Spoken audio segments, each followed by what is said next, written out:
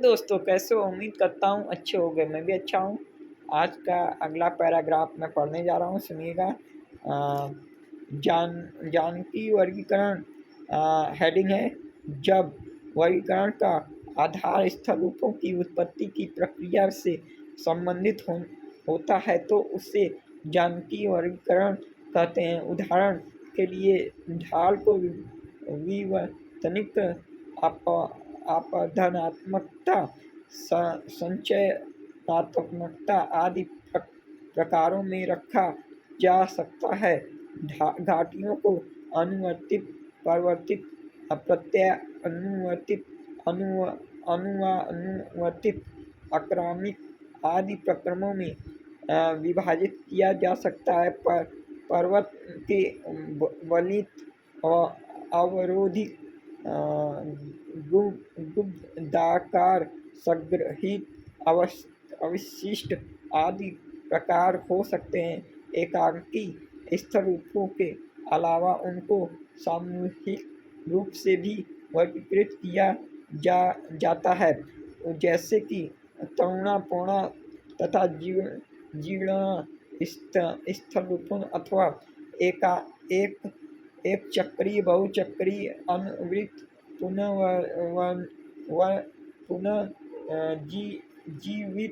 पुनर्जीवित स्तरूपों आदि। एक ही प्रकार के स्तरूपों के आधार पर भूतल के सभी स्तरूपों को आकारजनक प्रदेश में विभाजित किया जाता है। यह विभाजित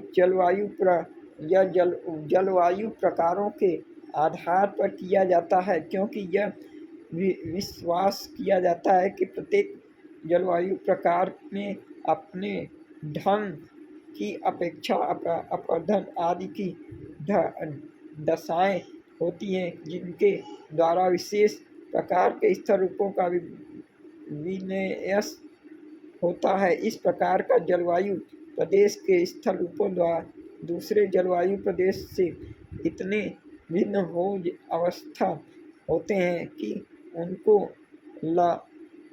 अलग अलग किया जा सकेगा। प्रत्येक पेंक ने इस आधार पर विश्व को 5 आकारजनक प्रदेश स्तर रूप प्रदेश में के विभाजित किया है। आर्द्र,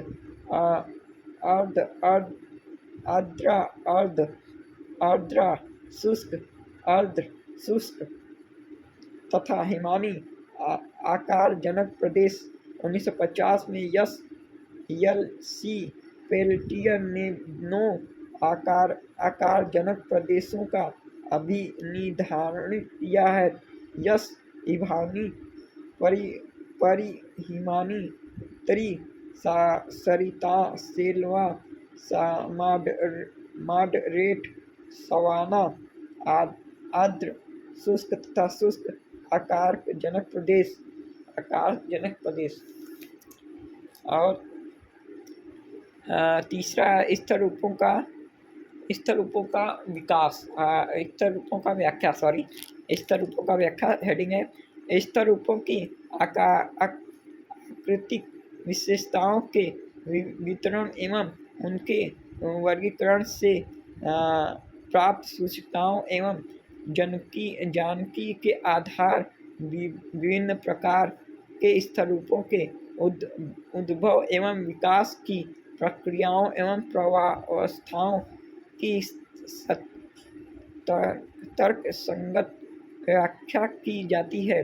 स्थल क्रियाओं की व्याख्या कई आधारों एवं उपागमों के माध्यम से भी की जा सकती है। स्तर रूपों एवं जलवायु के माध्यम संबंधों के आधार पर जलवायु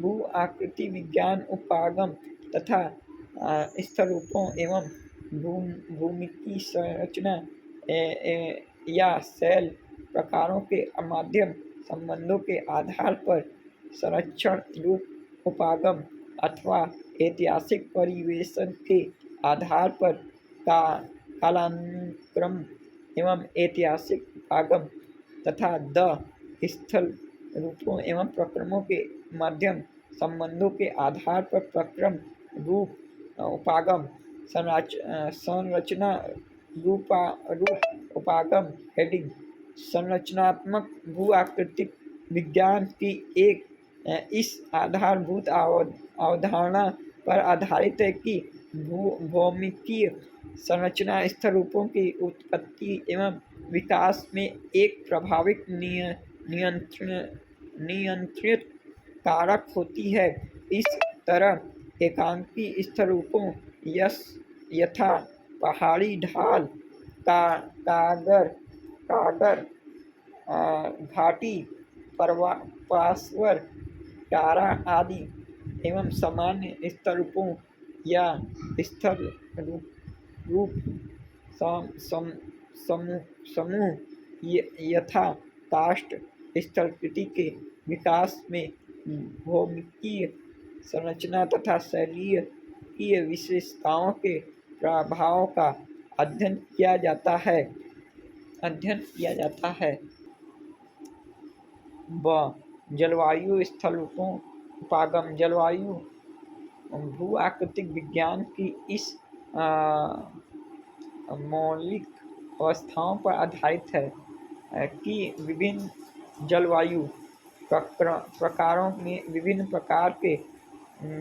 प्रकार के स्थल रूप विकासशील होते हैं तथा प्रत्येक जलवायु प्रकार अपना स्थल रूपों का विशिष्ट समुदाय उत्पन्न करता है जो दूसरे जलवायु प्रकार से सर्वथा अलग होते हैं।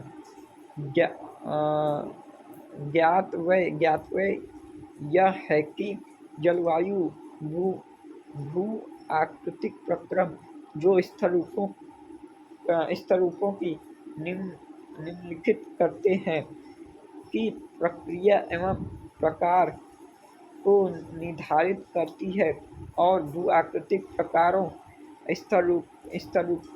स्थलाकृति विशेषताओं को निर्धारित करते हैं। यदि भूपटल पर स्थल रूपों के प्रादेशिक वितरण एवं जलवायु प्रकारों पर दृष्टिपात किया जाए तो जलवायु प्रकार और स्थल रूपों में घनिष्ठ संबंध अवश्य नजर आता है। इस तरह जब हम किसी क्षेत्र के स्थल रूपों का अध्ययन करते हैं तो वह पता लगाना होता है कि उनकी उत्पत्ति में जलवायु का क्या हाथ रहा है। सामान्य वर्षा वाले आंध्र प्रदेश के चूना पत्थर वाले भाग में काष्ठ स्थलकृति का निर्माण होता है। आंध्र प्रदेश में उथल अवतरण ढाल का विकास होता है। आदिपी जलवायु भू आकृतिक विज्ञान के समर्थकों ने स्थल रूपों का स्थलरूपी समूह को खास जलवायु प्रकार से संबंधित करने का प्रयास किया है, यथा पेडोमेंट अर्ध शुष्क जलवायु, टारा परिहिमानी जलवायु, उथल अवतरण ढाल, आर्द्र जलवायु आदि, परंतु वे अपने प्रयास में अभी तक सफल नहीं हो पाए क्योंकि प्रतिनिधित्व स्थल रूपों एक से अधिक स्थल जलवायु प्रदेशों में पाए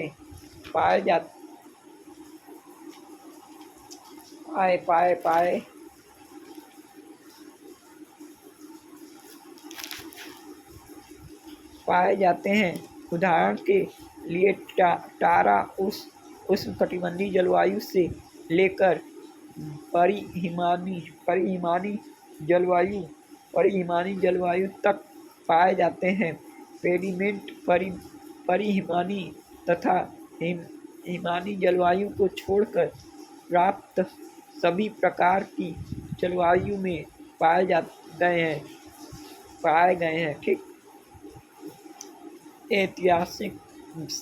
ऐतिहासिक कालानुक्रमण उपागम इस संकल्पना पर आधारित है कि समय के साथ स्थल रूपों में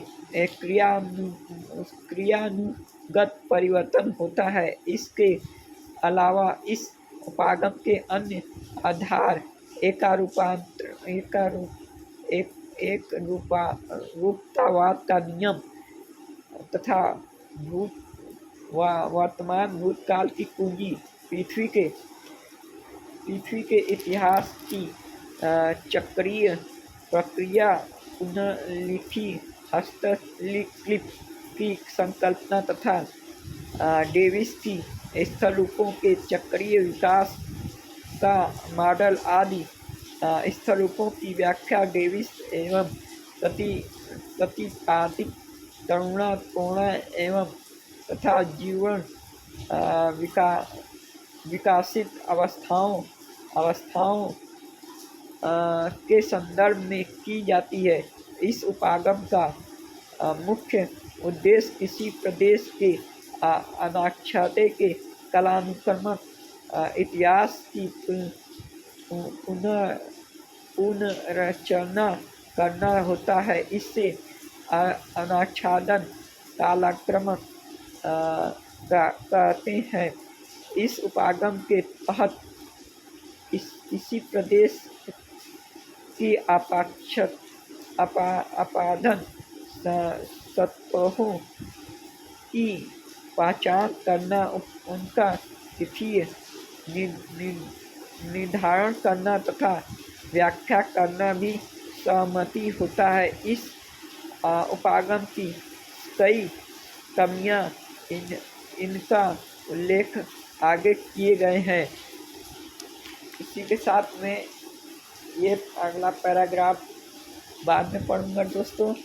सब्सक्राइब कर लीजिए, बेल आइकन दबा दीजिए ताकि नोटिफिकेशन मिलता रहे। जय हिंद, जय भारत।